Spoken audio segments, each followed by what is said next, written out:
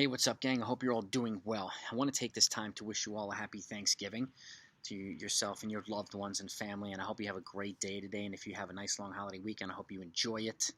We're going to put up some Christmas stuff starting tomorrow, so I'm excited about that. My little girls are excited about that. But I wanted to say thank you for being a part of the 161 family. Whether you're new, been here for a little while, or been an OG since day one, I want to say thank you, and I appreciate all of you. I'm grateful for you. And and I want to talk a little bit about, briefly. I'm going to keep it brief today because it's Thanksgiving, but have some fun. But before I do that, obviously, if you haven't subscribed yet, make sure you do that and hit the notification. If you like breaking news, you want to be fed in on everything, you want to know what's going on in Yankee world, this is the place where you're going to find a lot of that information. So, with that, before I get into the baseball stuff, we had a live stream last night as usual, Wednesday night and Saturday nights, and we had a good time as always. But at some point, some people started making some political comments and about COVID and vaccines and blah, blah, blah. And again, everybody's entitled to their views, and that's totally fine. But I'd like to limit the amount of political stuff or kind of baiting people into that type of stuff on the channel if possible. Again, everybody has the right to do what they want to do. Whether you're vaxxed or not, that's your right and your decision. And our decisions come with responsibilities and consequences at the end of the day. So it is what it is. But I like to keep folks about baseball, and if we can, as long as we're respectful to each other on the channel, it's all good. And again, people can disagree. Not everybody's opinion is going to jive, especially right now when we live in a very toxic political climate. Which is, it is what it is. People feed off of chaos and hatred and whatever else, and that's them. I want to keep it off our group, so if possible. So I appreciate that. But nevertheless, let's get into some baseball stuff now. And I just want to talk about the Giants and the Angels. You know why? Because they're winning the offseason. And this should be a lesson right now for Hal and Cashman and the Yankees. Take your notes, take a book, start taking notes, and watch what they're doing. And they're doing two different things. Number one, I'll talk about the Angels first.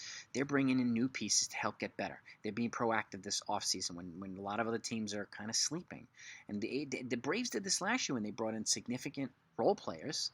Great role players. Nobody sexy. Jorge Soler, Jock, Eddie Rosario. Not sexy moves, but look what it did for them. You know what I mean? So the Angels, they've already brought in Andrew Velasquez off waivers from the Yankees. They brought in Tyler Wade in a trade from the Yankees. And they brought Noah Syndergaard in for the starting rotation to help beef it up. And he's got a big arm with high upside, even though he's coming off TJ. But 1 year, $21 million. And then they brought in Aaron Loop for the bullpen on a 2 year, $17 million deal. So 8.5 per. Which is good. So they've addressed the rotation. They've addressed the bullpen. They still have a ways to go in both of those departments, so I expect them to be aggressive this offseason. But what they've done is they've created opportunities for the infield, too, here. They don't have a starting shortstop. So one of these guys might get an opportunity if they don't invest on one of these bigger name guys. But at the very least now they have depth and protection in the infield and outfield. Velasquez can play multiple positions, so can Wade in the infield and the outfield. Now we have a guy who's an elite defender, who's a great base runner, who might be, get an opportunity to get on base and be driven in by some of these guys, the Mike Trouts and the Shohei Ohtanis and the Anthony Rendones and all these other guys. And he's complimentary to them too because he can give them a breakout or a DH day or a day off as well. So they've improved their kind of backup positions a little bit. So, but again, they've made incremental moves, address holes that they've had, and this is what happens when you have multiple holes to fill. You have to make multiple moves if you're not making multiplayer trades. So, right, Brian Cashman, right, Hal? Take notes, boys. And the Giants, on the other hand, they've already re-signed two helpful guys. Alex Wood for 2 years and $10 million, and Anthony DeSclafani for 3 years, $36 million, 12 per, as part of that rotation to back up Logan Webb. And they still need other guys. And I expect them to be, proactive too. I mean, they won 107 games last year. And you already know that the Dodgers and Padres are going to be aggressive, especially the Padres now with a new manager and potentially a new culture there. I expect them to make moves, and the Dodgers always make moves, especially when you least expect it. So I expect the Giants to try to bring back Chris Bryant and some other players too, and probably add to the pitching rotation in the bullpen, and try to go back after these guys. I mean, they won the division last year, and let's see if they can do it again now. But this is what, whether you're re-signing players that were really valuable or filling holes that are glaring and open, I mean, those are things that teams need to do to get better. And again, I don't see Colorado and Arizona really competing yet. So, and with in the American League West, Seattle, it sounds like they're going to be aggressive financially. So, especially missing the playoffs by one game. And the A's might do a house cleaning, and the Astros might lose Carlos Correa. So this creates an opening for the Angels to potentially make a couple of moves and more moves and get in there for the postseason. It's possible.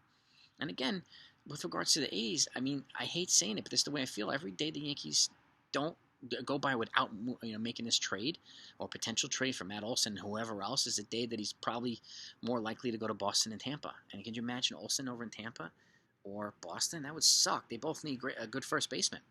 And he's got 2 controllable years at a very affordable contract based on his production. So they have the pieces to get him. So if I was going to be aggressive, Cashman, I'd be doing it right now. And again, not being afraid to give up pieces. And I get, like, you want to keep some of the valuable crown jewels. I get it, but at the same time, you're going to have to give up something valuable to get something valuable, and everybody knows that.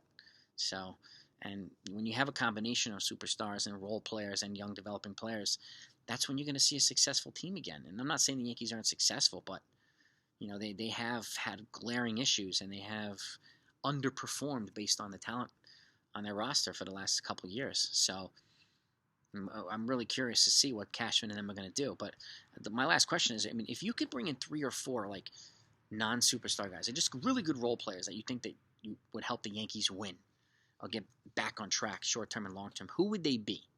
And what positions would they play for? What positions would they play? Let me know in the comments, guys and gals. Happy Thanksgiving.